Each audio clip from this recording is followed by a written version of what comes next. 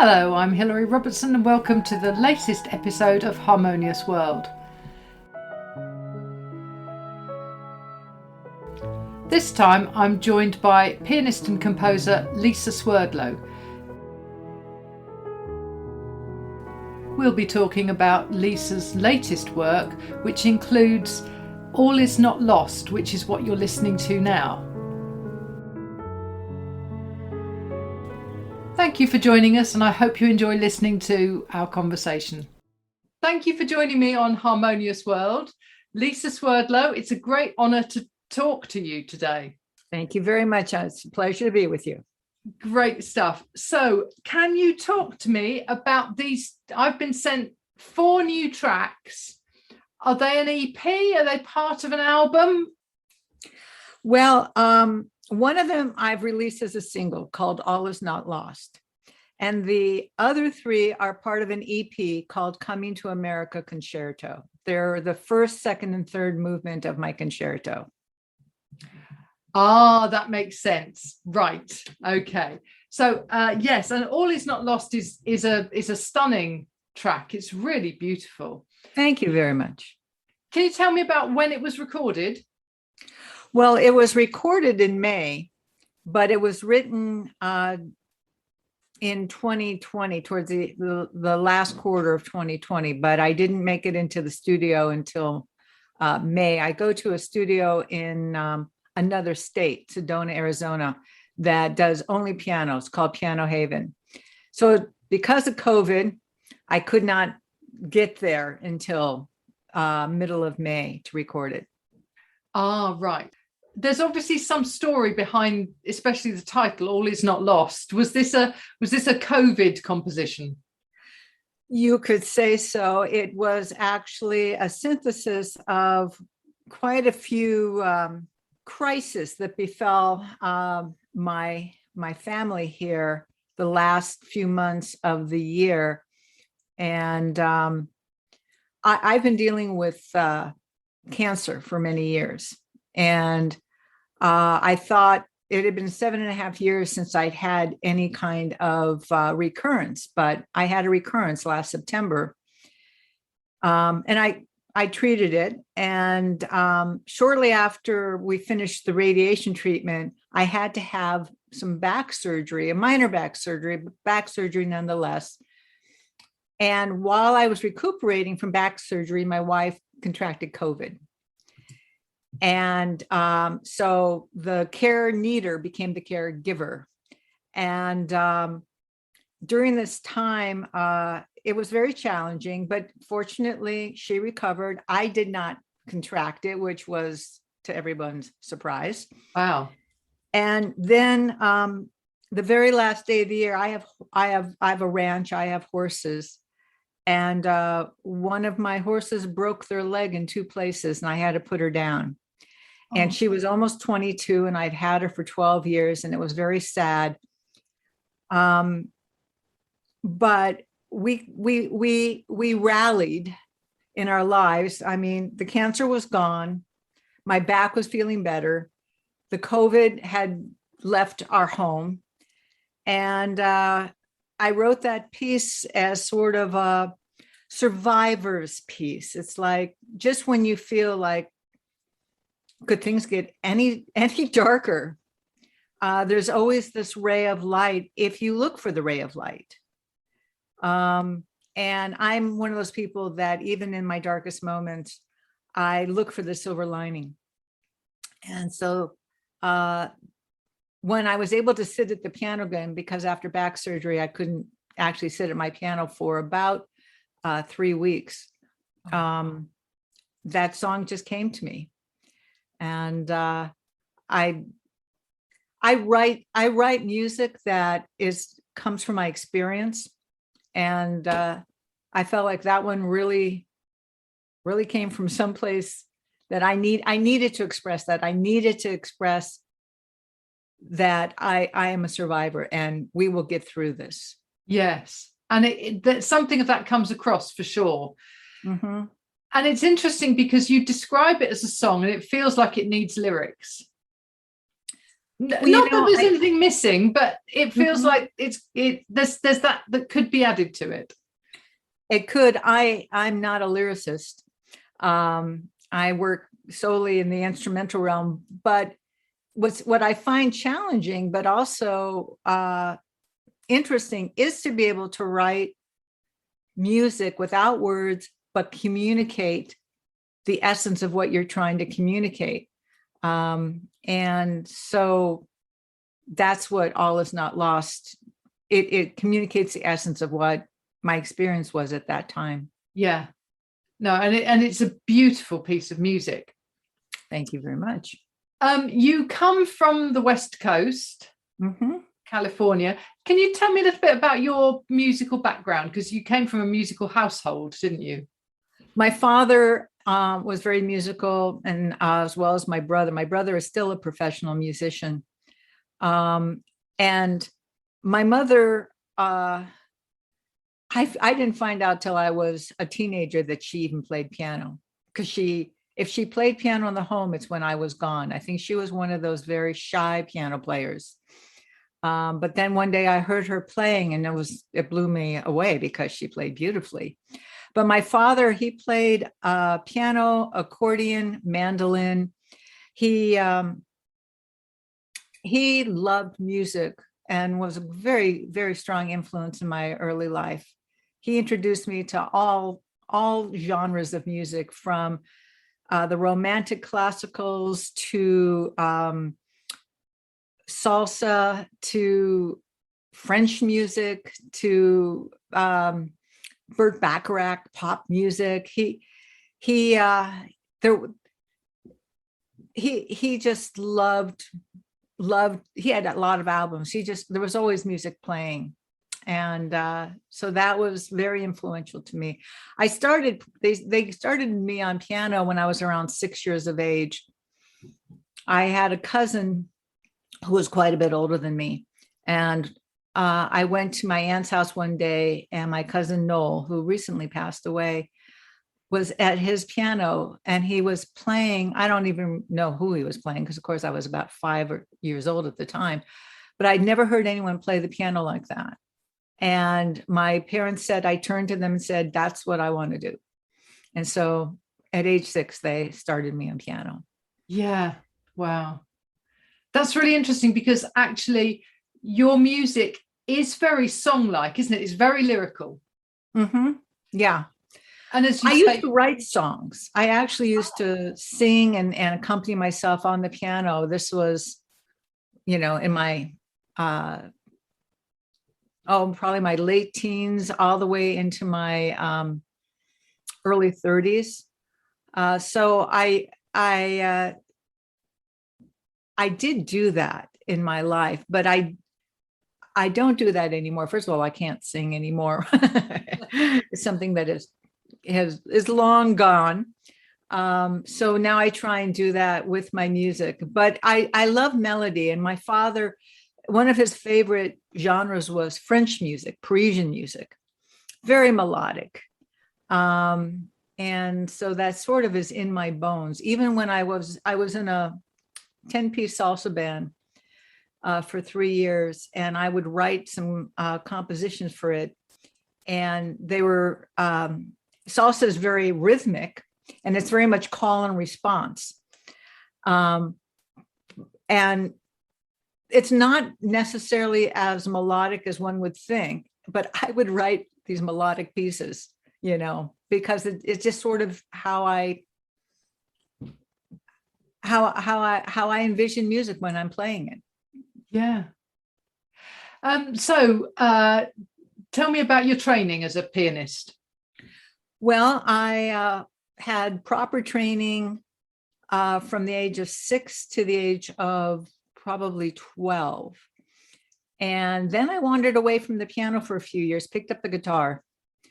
And it wasn't until I was probably 16 that I got turned on to 2 amazing songwriters, Laura Nyro and Carole King. Oh. And they inspired me to go back to the piano. So then when I went off to college, Um, I took, I studied piano, and I took music theory and music appreciation, took lessons. I actually was interested in jazz at the time. So I was studying with a jazz pianist for a while, teacher. But then I dropped out of college because it was the 70s, and moved to San Francisco and was in a rock and roll band.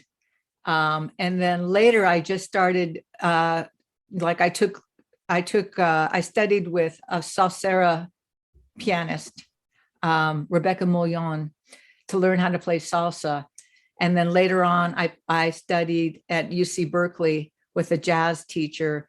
And then after that, later on, I wanted to do like Broadway. And so I studied blues and Broadway with Sam Rudin for many years. And that's really most of my formal training.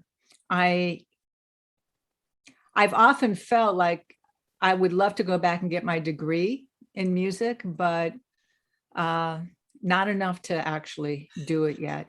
So, I mean, I always played piano. I was always playing piano. But I'm not one of those, I'm not a graduate with a bunch of degrees after my name. I play from my experience. Right. And actually, I think it's interesting you say that, because it comes across as if your music comes from your heart, comes from your, as you say, your experience. Mm-hmm. Thank you. I'm glad that it comes across that way. Yeah. Oh no, it definitely does. Really does. So tell me about your lockdown. I mean, it sounds like you've had some horrendous battles with cancer, and then your wife having COVID and loss of a horse. Are you when I say isolated, are you kind of part of your own environment, or are you part of a community? Both. Okay. Actually, I live in a rural town in the foothills of the Sierra Nevada mountains that currently are, much of it's on fire. We were actually on fire here a few weeks ago, and we were evacuated, but fortunately we're okay. During the lockdown, which I felt in some ways I'd been training for it my whole life. You know, I did well just being in my my cave, my nest here with my wife. And that's when I wrote my concerto, because I had uninterrupted space to do so. So yes, we had our crisis here, you know, during that time, but on the whole, it was a very creative period for me. Yeah. And where I live I'm about 15 minutes from a little town called Grass Valley, which has a really wonderful community. It's got a center for the arts, and it's a really progressive community. So I'm in touch with the community, as well as we have our ranch here in the more rural area. And I like that combination. It works for me. Yeah, it sounds blissful. Does sound lovely. It really does. Now tell me about the concerto. So obviously there's 3 movements, and they're called Home of My So it's called Coming to America. Mm-hmm. So where did the idea for that come from? Well, it was kind of a synthesis in that I had done a genetic search many years ago through 23andMe, and my mother was adopted.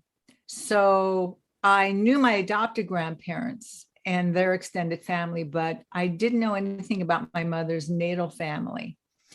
And I would get these messages, oh, you share so much DNA with somebody. And I knew, it was like, yeah, I'm sure I do, but I don't know how this came about. And so I started to look into my ancestry more and researching, because I knew that all my grandparents came over from Russia between 1907 and 1910, and that they were escaping persecution and conscription into the Tsar's army. Because at the same time that the Tsar was burning Jewish villages and looting them, he was also grabbing the young men to put into his army. And I started to research what that was about. And I went to ellisisland.org and saw the ship manifest, where my grandparents, my adopted grandparents, and my father's mother and father came over. I was able to trace that. And I just started feeling like here we were with COVID, and there was a lot of fear. We get very fear-based in Western culture, particularly. And I thought to myself, what was it like for them? I mean, they really were escaping with their lives.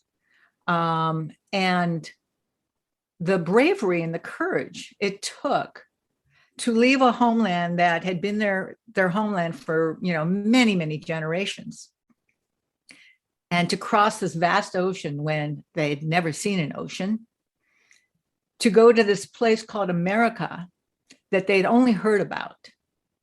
They didn't know the language, they didn't know the currency, they didn't know the culture. What that must have taken, that kind of bravery, that kind of courage. I mean, for me to sit in my little studio because there's a little virus going around and I don't want to get it, I mean, how much courage did that actually take? It just took precautions. I took precautions so I wouldn't get ill with it. But real courage is something that I thought, that generation, not only the ones that came from Russia, but the ones that came from Ireland, Italy, that took a lot of courage. And so that was sort of what was churning in me. I had no intention of writing something. It was just something that I was exploring. And then I started to write a bit in C sharp minor. And it just really felt very much like I'm channeling my grandparents' homeland. And that's how it grew. A home of my ancestors came about as I was feeling what their experience must have been like, leaving their home, all the memories, the celebrations, as well as the sad things, the friends, the family that were left behind. And then the crossing, which is the second movement, I was reflecting what it must be. I've done cruises, and I love to do cruises, but they're very different than what they did. I mean, they were probably in steerage down below deck. And I know that my father's mother got seasick, and it was how she met my grandfather. He took care of her, and they got married once they came to America. But so here you're crossing this vast ocean, going someplace you have no idea where. You don't even, did they even know that the earth was round? Yeah. Who knows? And you're homesick. There's a lot of trepidation. Yet at the same time, I'm sure there was that sense that, we're going to start over. And that's where the last movement, The Arrival, is. I saw these photos of people coming into New York Harbor with the Statue of Liberty, and how that must have felt for them. And so I was very inspired, just in my own fantasy, my own personal story that I was developing about their journey. I had known my mother's mother fairly well. My other grandparents died when I was pretty young. And she would tell me some of the stories about coming over and what it was like for her. So I felt like I was channeling her stories when I wrote the concerto. So your mother was adopted in Russia? No, Oh, she actually was born in Windsor, Canada. In this last year, I've actually tracked down a first cousin once removed who knew who my grandfather was. wow. And I still don't know anything about my grandmother, but my grandfather, my natal grandfather, was also her natal grandfather, though she had a different grandmother. Oh, okay. So no, my mother was born in Windsor, Canada, but my adopted grandparents, they lived in Detroit, which is just across the lake from Windsor. And that's how the adoption was set up. My mother was 2.5 years old when she was adopted. She wasn't an infant. Oh, okay. Right. Wow.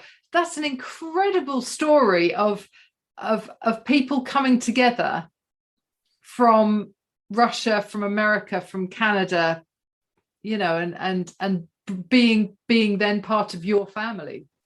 Well, and had these people not had the wherewithal to come to America, had I been born, I'd been born in Russia. And right now, it's not a place I would have wanted to been born in. I'm very happy that I was born in the country that I was born. For all our dark past and history, there's a lot of wonderful things about being an American. And because they were willing to make that journey, I am able to be here. Yeah, that's fantastic. What are your plans for the future? Have you got recitals of this? Well, I'm actually, yes, I'm performing at the Center for the Arts here in November, and I'm going to premiere the concerto there, the solo piano version, not the orchestrated version. Right. And that's November 13th. And I'm playing with 4 other composers, pianists from all over the country. So I'm very excited about that concert. But yes, I will be premiering the concerto there. I'm going back into the studio in mid-November because I've been writing up a storm. So I'm working on my, I guess this will be my 5th album. But right now I really want to get the concerto out there. I feel that it's timely. I feel that this is an important piece right now with all that's going on. And so I really would like to push it out into the world as best as I can. Yes, because I think for some of us, it's hard to imagine, obviously with thinking especially with people from Afghanistan who are fleeing, and they must be going through those same feelings of leaving family, friends, possessions, homes, everything behind. I agree. Yeah, I agree. So that's why I think it's very timely. Yeah, indeed. Yeah. And I think when I've played this concerto to several associates, musicians and whatnot, and friends, they really feel that they can picture that whole journey. It really touches people. Yeah. And that's what music is supposed to do, right? It's supposed to touch us, Yeah. Yeah. And what I found interesting doing this podcast for the last 15, 16 months is that we started off, a lot of people were very disappointed that tours were cancelled, concerts were cancelled everywhere. Musicians felt like their world had come to an end. And yet actually what's happened for many of them is that it's unleashed this creativity that will furnish us all for years to come, whether it relates directly to COVID or not. I believe you're correct in that. I mean, I was fortunate that my wife was able to keep working. But because I know that a lot of musicians, had a really financial struggle. But I know a lot of people who, I had five concerts scheduled that got canceled. Okay, yeah, Freudian. Canceled, not because of the cancer, but they got canceled in 2020. And it was struggle. It was a struggle. It was difficult because we count on them actually to sell our CDs, Of because course. that's where people will usually buy a CD, is at a concert. Yeah. Yeah. Well, fantastic. Thank you so much for joining me. I really appreciate your time, Lisa. Well, thank you, Hillary. I've really enjoyed talking to you. That's great. And obviously, I'm also really glad that you're fit and healthy and that your wife recovered from COVID and you're getting back on your feet. All is not lost. No, that's right. Absolutely. Thank you so much. Thank you. Bye-bye. Well, thank you for joining me on Harmonious World, and I hope you enjoyed listening to that conversation with Lisa Swerdlow. Links to her music are in the show notes. And you can hear now the ending of The Arrival, which is the third movement of Lisa's Coming to America concerto. Thank you once again for joining me on Harmonious World. This is a labour of love for me, and it's good to know that I have some listeners out there. Please do share Harmonious World with your friends and family. The more listeners I get, the better. I've already interviewed some amazing people on Harmonious World, and I know I've got some more lined up who are really quite extraordinary. Thank you for joining me once again, and I hope you have a great week.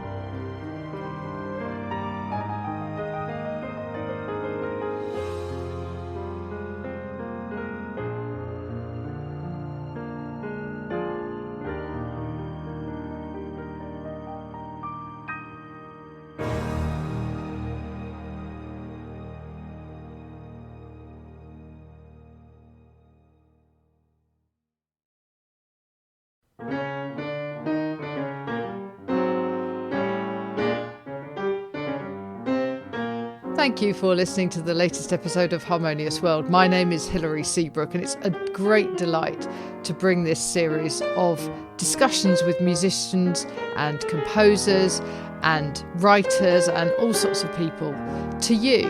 Obviously, there's no point in having a podcast if people aren't listening, and I'm very grateful to my listeners for doing so. Thanks also to Joe English for composing and performing this new theme tune. So wherever you get your podcast, you can leave a review. You can share this with your friends and family, either as a link or on social media and that sort of thing. I'd be really grateful for that. Don't forget that you can subscribe now. There's a link wherever you get your podcasts. So have a great week, and please remember why I started this, which is just to try and make the world a little more harmonious. Thanks for listening to Harmonious World.